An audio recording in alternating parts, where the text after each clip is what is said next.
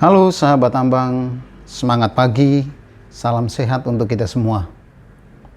Hari ini kita akan berbicara tentang kegiatan peningkatan nilai tambah atau yang lebih populer dengan hilirisasi di sektor pertambangan. Beberapa waktu lalu, Presiden Joko Widodo secara khusus mengadakan rapat terbatas terkait dengan peningkatan nilai tambah batu bara. Orang nomor satu di negeri ini menaruh perhatian yang cukup serius terkait dengan kegiatan peningkatan nilai tambah khusus untuk batu bara. Hal ini tidak terlepas dari peran batu bara sebagai sumber energi.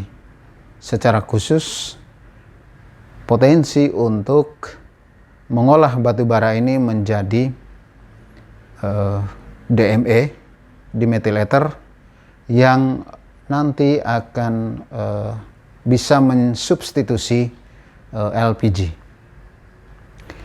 Ketika membuka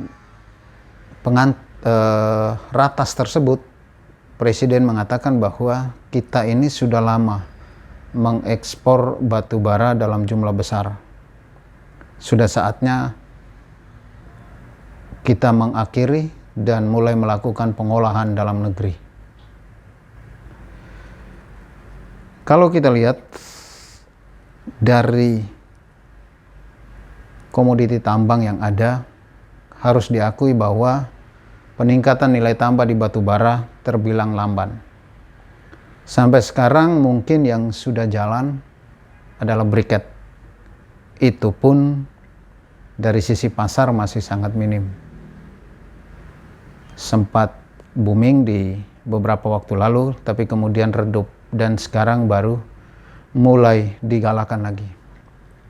Sementara hilirisasi yang lain mulai dari gasifikasi, kemudian liquefaction, UCG dan lainnya itu masih dalam tahap pilot project, masih di tahapan uji coba. Karena ketika masuk ke skala industri, kebanyakan yang terjadi selama ini adalah tidak ekonomis. Akhirnya berhenti. Kita masih ingat ketika upgrading brown coal atau UBC yang dilakukan oleh PT Arutmin Indonesia dan Jepang, yang akhirnya berhenti karena tidak ekonomis ketika itu. Sementara kalau di sektor mineral, kita boleh berbangga karena terlihat sudah ada kemajuan secara khusus di nikel. Saat ini ada 13 smelter yang beroperasi, bahkan kita sudah punya beberapa kawasan industri seperti IMIP di Morowali atau Virtu Dragon. Sementara bauksit, kita masih punya 2 smelter bauksit, yakni chemical grade alumina dan smelter grade alumina. PT Antam dan juga Inalum punya rencana untuk membangun pabrik pengolahan bauksit juga, yaitu smelter grade alumina. Sementara di tembaga, kita baru punya 2, yakni smelting Gersik dan Batu Tua Tembagaraya.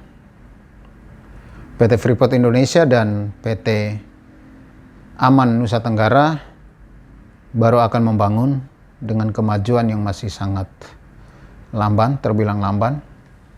PT Freeport Indonesia beberapa waktu lalu melaporkan kemajuan yang baru sekitar 5,8%. Dan bahkan perusahaan ini juga mengajukan keringanan untuk penyelesaian karena ada pandemi yang membuat mobilitas alat dan juga SDM ke lokasi yang akan dibangun smelter di Gersik itu terhambat. Bahkan Richard Arterson, yaitu Presiden Freeport McMoran, beberapa waktu lalu seperti yang diberitakan di beberapa media, mengatakan bahwa sebaiknya tidak membangun pabrik baru, tetapi mengembangkan pabrik smelting Gersik, artinya menambah kapasitas. Salah satu isu yang cukup menyita perhatian di hilirisasi baik mineral maupun batu bara adalah keekonomian. Oleh karena itu, semua pihak baik dari pemerintah maupun dari pelaku usaha harus benar-benar mencari solusi supaya proyek ini menjadi ekonomis. Pemerintah bisa saja menggelontorkan insentif-insentif kepada perusahaan yang akan membangun smelter, mulai dari insentif fiskal seperti tax holiday atau keringanan pajak lainnya. Sementara dari perusahaan mungkin harus rela kehilangan beberapa potensi keuntungan karena sebagian capex-nya dialokasikan untuk membangun smelter di perusahaan atau atas komoditi yang ada. Presiden Joko Widodo dalam ratas meminta supaya hilirisasi ini dibuat semacam peta jalan, mulai dari hulu sampai ke hilir. Peta jalan ini sebenarnya kebutuhan yang sangat penting supaya kita tahu kemana kita akan sampai. Selama ini misalnya di nikel, oke, kita boleh berbangga dengan kemajuan yang ada, tetapi sebagian produk yang dihasilkan oleh smelter di Indonesia adalah NPI yang secara global masuk dalam produk kelas 2. Kita belum bergerak lebih ke hilir lagi. Sekarang mungkin sudah mulai ada perusahaan yang membangun smelter untuk mengolah nikel kadar rendah dan untuk menghasilkan bahan baku baterai. Seharusnya kita sudah punya rencana dari sana, kita harus punya pabrik baterai. Karena saat ini sudah ada beberapa perusahaan otomotif yang akan membangun pabrik mobil listrik. Sementara di batu bara, kita sekarang ini sudah punya beberapa proyek yang akan dibangun oleh beberapa perusahaan tambang seperti PTBA yang bekerja sama dengan PT Pertamina, PT Pupuk Indonesia, dan PT Chandra Asri Petrochemical, juga Air Product, yang akan membangun pabrik gasifikasi di Tanjung Enim. Produk dari pabrik gasifikasi ini nanti salah satunya adalah DME.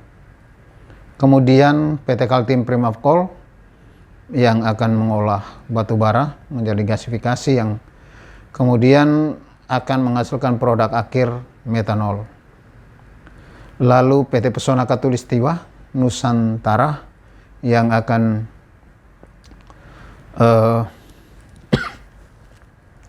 membangun pabrik untuk batu bara semi kokas. Semua ini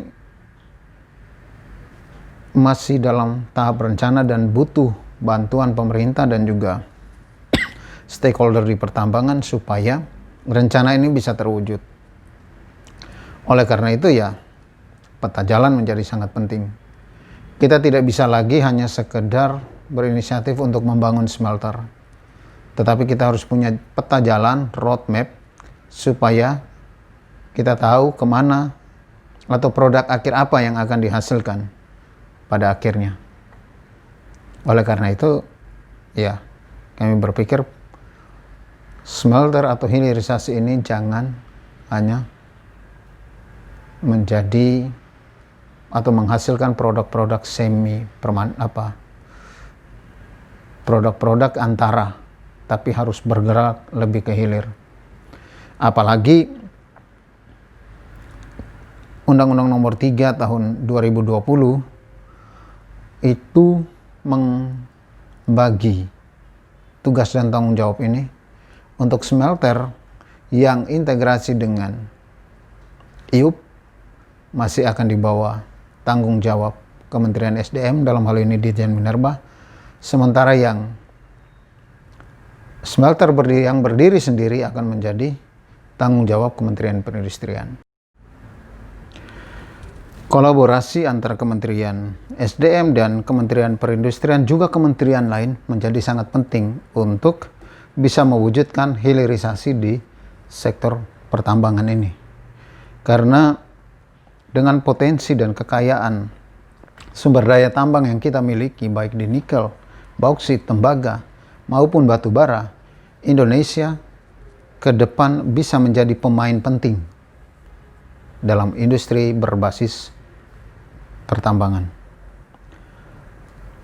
Tinggal bagaimana, seperti yang ditegaskan oleh Presiden Joko Widodo, kita perlu membuat roadmap yang jelas. Kedepannya, hilirisasi baik batu bara maupun sektor mineral itu mau diarahkan kemana. Dan dukungan dari kementerian lain menjadi sangat penting, karena untuk membangun pabrik atau industri smelter itu juga butuh keterlibatan dari kementerian. Misalnya Kementerian Keuangan dengan insentif-insentif yang akan diberikan, Kementerian Lingkungan Hidup dengan perizinan-perizinan lingkungannya, dan juga pemerintah daerah juga perlu terlibat untuk mendukung kegiatan hilirisasi di sektor pertambangan ini. Akhirnya kita memang harus mulai berpikir untuk menjadikan sektor pertambangan ini lebih lagi, lebih maju lagi, lebih advance lagi, tidak lagi hanya mengeruk dan menjual, tetapi malah menjadi basis pengembangan industri nasional. Karena dengan itu multiplier efek yang akan dihasilkan ke depan tentu akan menjadi lebih besar lagi. Mulai dari penyerapan tenaga kerja sampai pada penghematan devisa dan juga kontribusi pada pendapatan negara. Intinya, hilirisasi tidak bisa hanya setengah hati. Hilirisasi harus benar-benar kita dorong, harus juga benar-benar kita dukung, harus juga benar-benar menghasilkan produk-produk yang lebih ke hilir. Kita tidak bisa hanya puas menghasilkan produk-produk antara yang kemudian dijual ke luar negeri dan kita mengimpor produk hilir. Saatnya Indonesia menjadi pemain penting untuk pengembangan industri berbasis pertambangan. Salam sehat sekali lagi untuk kita semua dan sukses selalu.